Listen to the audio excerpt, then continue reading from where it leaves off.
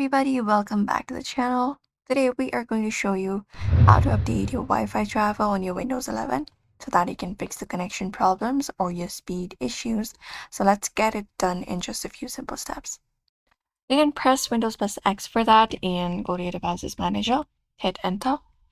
And once you do so, you can scroll down and expand the network adapters. So find this option right here, network adapters, expand it up, and there you should be finding your drivers available. So find your Wi-Fi adapter here. It usually says wireless or Wi-Fi. In fact, click on it, and you just need to select this option of update driver. Once you select it, you can search automatically for drivers or browse your computers for drivers manually. So if you want to search automatically for drivers, you can select the first option. And once you do, the best driver will be installed on your device. If not this, you can right-click on it, select the next option of update, which is browsing your computers for drivers. You can select it, and within there, you can select this option of let me pick from a list of available drivers in my computer.